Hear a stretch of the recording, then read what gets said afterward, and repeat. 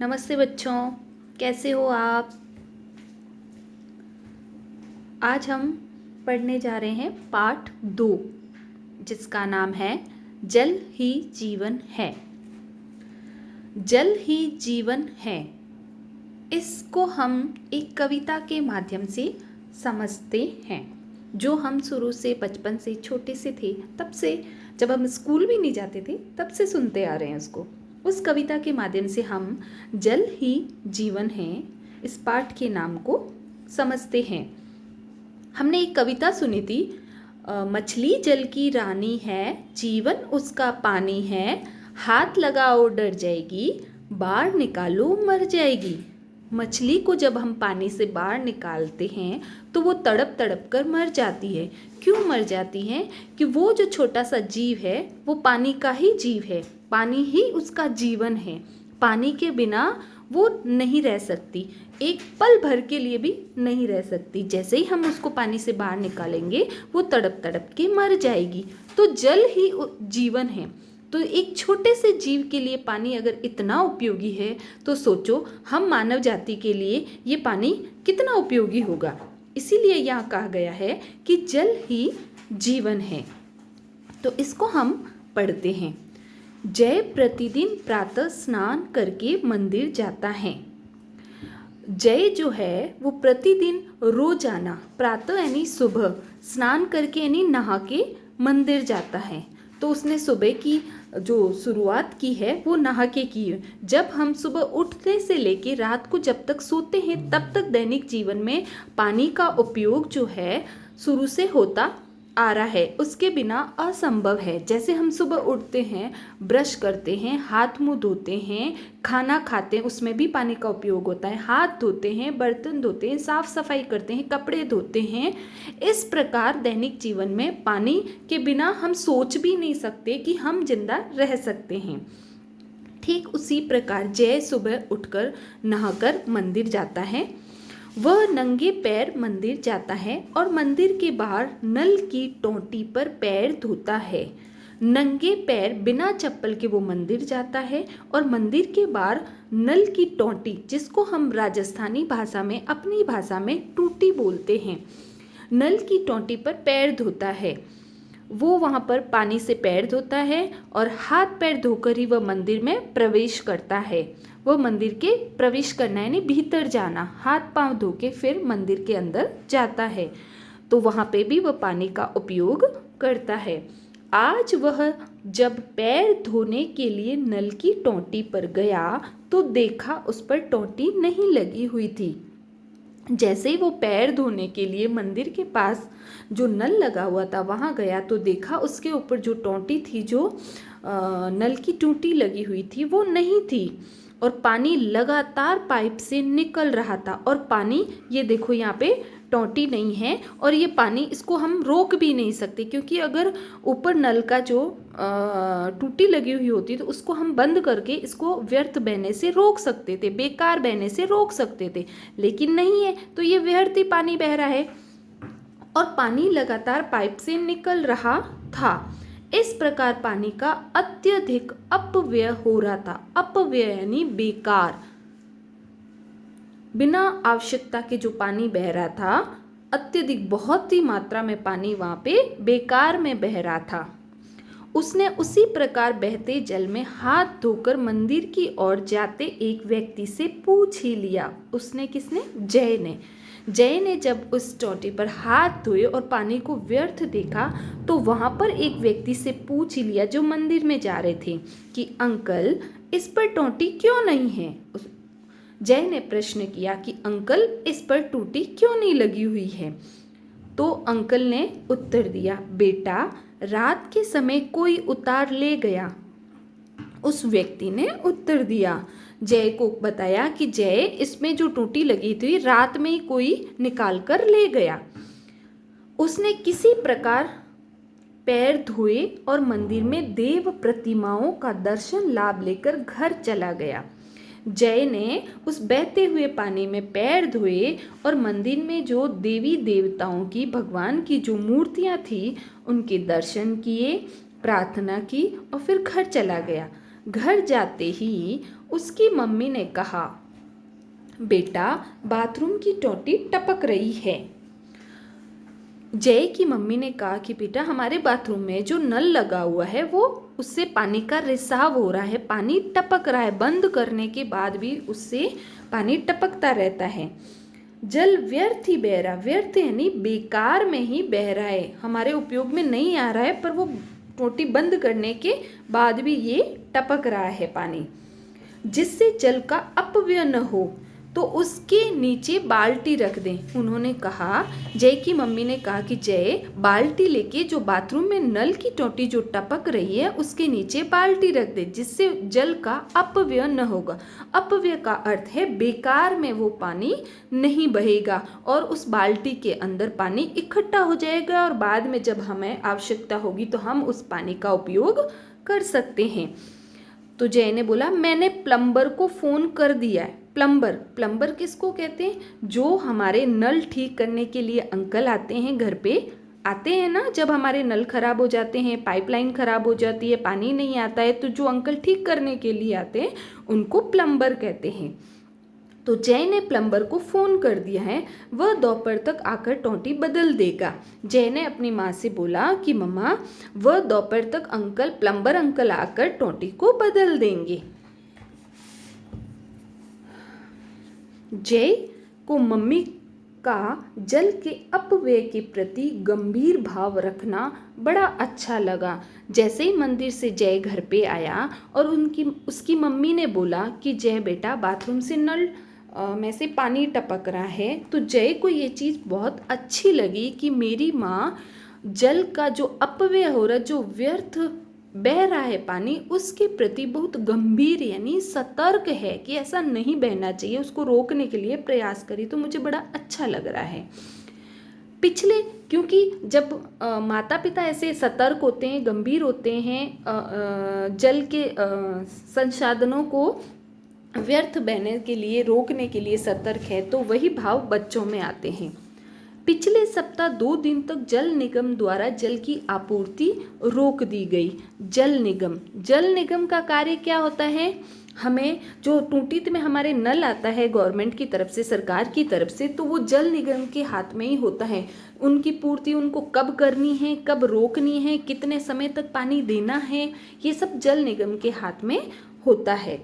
तो पिछले सप्ताह यानी एक सप्ताह में 7 दिन होते, तो पिछले सप्ताह में 2 दिन तक जल निगम ने क्या किया? जल की आपूर्ति को रोक दिया, यानी कि नल में पानी नहीं आया। तब घर के सारे बर्तन पानी से भरकर रख लिए थे। किसने? जय और जय की मम्मी ने। जब पानी नहीं आया 2 दिन, तो उन्होंने पहले से ही घर में जो बर्तन थे उनको पानी से भर के रख लिया कि आपूर्ति पर जब रोक लग जाए पानी की तो ये पानी काम आ सके, हम इसका उपयोग आवश्यकता पड़ने पर कर सकते हैं। पड़ोसी अपने घर में पानी खत्म होने का रोना रोकर आधा पानी ले गए थे। जय के घर से उनके पड़ोसी, जिनके 2 दिन की जल की आपूर्ति रुकने के बाद उनके घर में पानी नहीं था, तो वो आधा पानी जो जय के घर में था वो ले गए। तब सभी को एक एक बूंद पानी का महत्व समझ में आ गया। उस दिन सबको पता चला कि पानी की आवश्यकता पड़ने पर जब हमें पानी नहीं मिलता है तो कितना बुरा लगता है और हम अपने दैनिक जीवन के जो कार्य हैं वो भी नहीं कर सकते हैं। तो उन्हें बूंद बूंद का पानी का महत्व उस दिन समझ में आया जिस दिन पानी नहीं आया और वो जय के घर से पानी लेकर आए। पिछली गर्मियों की छुट्टियों में पड़ोस में सीमा आंटी के यहाँ मेहमान आ गए थे। जय के पड़ोस में एक सीमा आंटी रहती हैं, उनके घर पे पिछली जो गर्मी की छुट्टियां थी उसमें मेहमान आ गए थे। दोपहर का समय था और उनके घर ठंडा पानी नहीं था। किनके घर? सीमा आंटी के घर पे ठंडा पानी नहीं था मेहमानों को पिलाने के लिए। क्यों? कि ठंडा पानी वो कैसे करती? जब उनके पास पानी पहले से रखा हुआ होता तो उनको फ्रिज में पहले रखती, 1-2 घंटे रखने के बाद पानी ठंडा होता। लेकिन सीमा आंटी के पास तो पानी था ही नहीं, तो वो कैसे रखते फ्रिज में? तब वे जय के फ्रिज से बर्फ व पानी की बोतलें लेकर गई थी। तब सीमा आंटी मेहमानों को पिलाने के लिए जय के फ्रिज में से बर्फ और पानी की बोतलें लेकर गई, तब मेहमानों को पानी पिला सकी। सीमा आंटी अपने घर की किसी भी खराब टोटी को ठीक नहीं करवाती थी। सीमा आंटी जय की मम्मी की तरह पानी के प्रति गंभीर नहीं थी। जैसे उनके घर में अगर कोई नल टपक रहा है तो वो अनदेखा कर देती थी, ना तो उनको ठीक करवाती थी और ना ही टूटी बदलवाती थी, जिसका खामियाजा उनको भुगतना पड़ा। जब उनके घर पे मेहमान आए तो वो व्यर्थ में पानी बहता रहता था और उनके पास पानी नहीं था। तो हमको ऐसा नहीं करना है। जब भी हमारे घर में कोई नल टपकता हो तो तुरंत अपनी मम्मा को बोलना चाहिए, माता और पिता को बोलना चाहिए कि या तो इनको ठीक करवा दो या फिर इनको बदलवा दो। जिससे क्या होगा कि पानी का अपव्यय नहीं होगा, व्यर्थ में पानी, बेकार में पानी नहीं बहेगा। साय के समय, साय यानी संध्या जो काल होता है, शाम के समय जय पापा मम्मी के साथ बैठा टीवी देख रहा था। टीवी पर राजधानी में, राजधानी किसको कहते हैं? हम कहाँ रहते हैं? राजस्थान में। तो हमारे राजस्थान की राजधानी क्या है? जयपुर। क्या है? जयपुर। तो टीवी पर राजधानी यानी जयपुर में जल की कमी पर कार्यक्रम चल रहा था। आजकल जो जल की कमी चल रही है उस पे एक कार्यक्रम चल रहा था। तो जय अपने पापा और मम्मी के साथ टीवी पर ये कार्यक्रम देख रहा था। मलिन बस्ती में सरकारी नल की टोटी से पानी भरने वालों की लंबी लाइन लगी हुई थी। मलिन बस्ती यानी गंदी बस्ती, कच्ची बस्ती, जो गरीब लोग रहते हैं वहाँ पे, छोटी सी झुग्गी झोपड़ियों में, वहाँ पे सरकारी नल की जो व्यवस्था होती है उसकी टोटी में पानी जो आया था भरने के लिए लोगों की लंबी कतार लगी हुई थी। ये देखो बाल्टी लेके सब अपनी बारी का इंतजार कर रहे थे। पानी की कमी के कारण जैसे ही पानी आता है सब दौड़ पड़ते हैं। लोग पहले पानी भरने के लिए झगड़ रहे थे। लोग आपस में झगड़ रहे थे कि पहले मैं पानी भरूंगा, पहले मैं पानी भरूंगा। टीवी पर दृश्य बदला। पहले कौन सा दृश्य चल रहा था? जल की कमी। अब उसके बाद में टीवी पर एक नया दृश्य आया। उस दृश्य में क्या दिखाया गया है? एक बस्ती में पानी का टैंकर जल वितरित करने आया। वितरित यानी बांटना। एक बस्ती थी, उसमें एक पानी का ये टैंकर आया है। क्यों आया है? पानी की कमी के कारण वहाँ नलों में जब पानी नहीं आ रहा था तो ये टैंकर के द्वारा पानी बांटने के लिए, वितरित करने के लिए आया। लोग उसकी ओर अपने अपने खाली बर्तन लेकर दौड़ पड़े। लोगों के पास जो भी खाली बर्तन थे वो अपने बर्तन लेके वहाँ पे दौड़ पड़े और उसे घेर लिया। उसे किसे? पानी के टैंकर को घेर लिया और पानी के लिए वहाँ भी मारामारी मचने लगी। मारामारी यानी लोग आपस में झगड़ने लगे, पहले मैं भरूंगा, पहले मैं भरूंगा। टीवी पर समाचार वाचिका कह रही थी। समाचार वाचिका यानी जो टीवी पर समाचार पढ़ती हैं वो। टीवी पर समाचार वाचिका कह रही थी, देश के अनेक क्षेत्रों में सूखा पड़ा हुआ है। देश में अनेक क्षेत्रों में, हमारे देश में ऐसे अनेक क्षेत्र हैं, ऐसे कई गांव हैं जहाँ पे हरियाली भी नहीं है।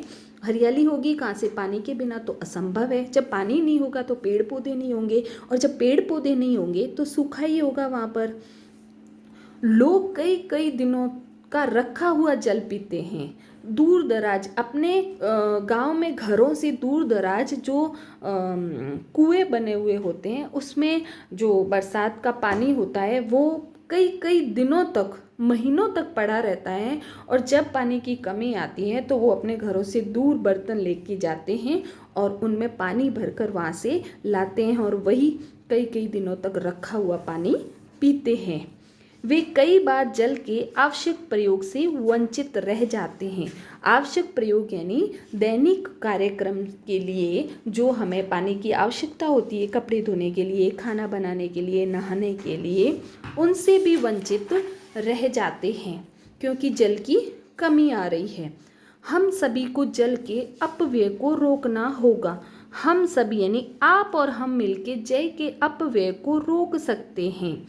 क्यों, कैसे रोक सकते हैं? क्योंकि हम एक जिम्मेदार नागरिक की तरह कहीं पे भी हमें व्यर्थ पानी बहता हुआ दिखे तो हमें उसे रोकने के प्रयास करने चाहिए। ये छोटे छोटे प्रयास जल के अपव्यय को रोक सकते हैं यदि हम पहल करें तो।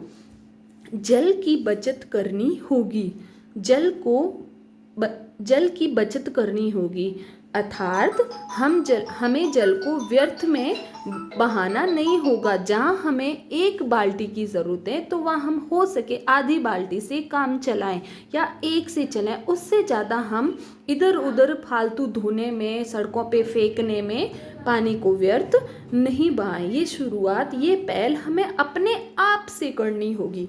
यदि धरती पर जल न रहा तो चारों ओर रेगिस्तान दिखाई देगा। यदि धरती पर जल नहीं रहा तो पेड़ पौधे नहीं होंगे, पेड़ पौधे नहीं होंगे तो हरियाली नहीं होगी, हरियाली नहीं होगी तो चारों तरफ मिट्टी के ढेर होंगे और धूल भरी आंधियाँ उड़ती दिखाई देगी, जिसे हम रेगिस्तान कहते हैं, जो राजस्थान में है। जैसलमेर के धोरे, जैसे बीकानेर के धोरे, वहाँ क्या है, पेड़ पौधों की कमी के कारण इस मिट्टी के ढेर लगे हुए हैं और उसको रेगिस्तान कहा जाता है। हरियाली के अभाव में पशु पक्षी भी न रहेंगे। जब हरियाली नहीं होगी तो पशु नहीं रहेंगे, पक्षी भी नहीं रहेंगे, क्योंकि पशुओं को चारा नहीं मिलेगा, हरियाली नहीं होगी तो। और पक्षी जो अपना घोंसला, अपना बसेरा जो पेड़ों के ऊपर बनाते हैं वो भी नहीं रहेंगे, यहाँ से पलायन कर जाएंगे, दूसरे देश में चले जाएंगे, दूसरे शहरों में चले जाएंगे, गाँव चले जाएंगे जहाँ पर हरियाली होगी, और यहाँ पर सिर्फ सूखा और रेगिस्तान रह जाएगा। इसलिए हमें पानी की बचत करना बहुत ही ज़रूरी है। जल प्रदूषण को रोकना होगा। जल प्रदूषण यानी गंदगी, जो जल है उसको, जल प्रदूषण को रोकना होगा। जल जो प्रदूषित हो रहा है उसको भी हमें रोकना होगा। नदियों के जल की शुद्धता को बनाए रखना होगा। नदियाँ जो आजकल, नदियों में क्या होता है, जो कल कारखाने हैं, जो फैक्ट्रियाँ हैं, उनसे जो गंदा पानी निकलता है उनकी सीधी पाइपलाइनें नदियों के अंदर खोल दी जाती है और वो पूरा गंदा पानी जो होता है, जो केमिकल से भरा हुआ होता है, वो नदियों में छोड़ दिया जाता है और फिर नदियों का जो शुद्ध पानी होता है वो खराब हो जाता है। तो इसलिए हमें नदियों के जल की जो शुद्धता है उसको बनाए रखना होगा। यह प्रयास अभी से करना होगा, तभी जाके हम जल प्रदूषण को रोक पाएंगे। ये सब बातें हमें कौन बता रहा है? हमें बता रहे हैं टीवी पर समाचार वाचिका ये सब बातें बता रही हैं। ये सब समाचार वाचिका द्वारा टीवी पर देखने के बाद जय अपने पापा से प्रश्न करता है कि पापा, लोग क्यों जल का अपव्यय करते हैं? प्रश्न करता है, क्योंकि यहाँ पे प्रश्नवाचक चिन्ह है। तो वो प्रश्न करता है कि पापा, लोग क्यों जल का अपव्यय करते हैं, कि लोग जल को व्यर्थ क्यों बहाते हैं, वे क्यों सारी नदियों को प्रदूषित कर रहे हैं। ये दूसरा प्रश्न कर रहा है जय अपने पापा से। पहले प्रश्न का कोई जवाब नहीं था, फिर वो दूसरा प्रश्न करता है कि लोग सारी नदियों को क्यों प्रदूषित कर रहे हैं। फिर तीसरा, क्या जल के बिना जीवन संभव रह सकेगा। वो अपने पापा से ये धड़ाधड़ तीनों क्वेश्चन पूछ रहा है, तीनों प्रश्न पूछ रहा है। पापा, जल का अपव्यय लोग क्यों करते हैं, लोग सारी नदियों को प्रदूषित क्यों कर रहे हैं, क्या जल के बिना जीवन संभव रह सकेगा। ये समाचार वाचिका द्वारा सुनने के बाद जय अपने पापा से जैसे ही प्रश्न करता है, जय ने अपने पिता से ये सब पूछा। पिता निरुत्तर थे। निरुत्तर का अर्थ होता है कोई भी उत्तर नहीं होना या देना। इन तीनों प्रश्नों को जब जय के पिता ने सुना तो उन्हें तत्काल कोई जवाब नहीं सूझा। तत्काल यानी हाथों हाथ उसी वक्त जय के पिता को कोई उत्तर नहीं सूझा। क्यों नहीं सूझा? कि अगर जय के पापा को ये सब करना होता कि जल को व्यर्थ बहने से रोकना है, पानी का कम से कम उपयोग करना है, जितनी आवश्यकता हो उतना करना है, तो ये उत्तर जय के पिता दे सकते थे, क्योंकि ये उनको शुरुआत करनी थी, उनके हाथ में था। ये सब वो कर सकते हैं। हमें नई शुरुआत हम कर सकते हैं, लेकिन ये पूरे संसार में जितने भी लोग हैं सब की जिम्मेदारी वो कैसे ले सकते हैं। वो खुद एक जिम्मेदार इंसान होके वो कह सकते थे, लेकिन जय के ऐसे प्रश्न पूछने पर कि लोग ऐसा क्यों करते हैं, तो उसके पिता के पास कोई भी उत्तर नहीं था कि लोग सच में ऐसा क्यों कर रहे हैं। लोगों को ऐसा नहीं करना चाहिए। लेकिन इस पूरे जल ही जीवन है, इस पाठ को पढ़ने के बाद हमें क्या शिक्षा मिलती है बच्चों, कि हम आज से ये प्रण लें कि हम जल का दुरुपयोग नहीं करेंगे, ना जल को हम व्यर्थ में बहाएंगे। अगर हमारे घर में भी कहीं कोई नल टपक रहा है, कहीं पे भी पानी व्यर्थ बह रहा है, तो हम ऐसा बिल्कुल भी आज के बाद बंद कर देंगे, कभी भी ऐसा नहीं करेंगे। हम सबको आज से ये प्रण लेना है कि जल ही जीवन है, इसको व्यर्थ में नहीं बहाना है, इसका अपव्यय नहीं करना है, इसको बेकार में नहीं बहाना है, इसका दुरुपयोग नहीं करना है। जितनी हमें आवश्यकता हो उतना ही उपयोग में लाना है। धन्यवाद।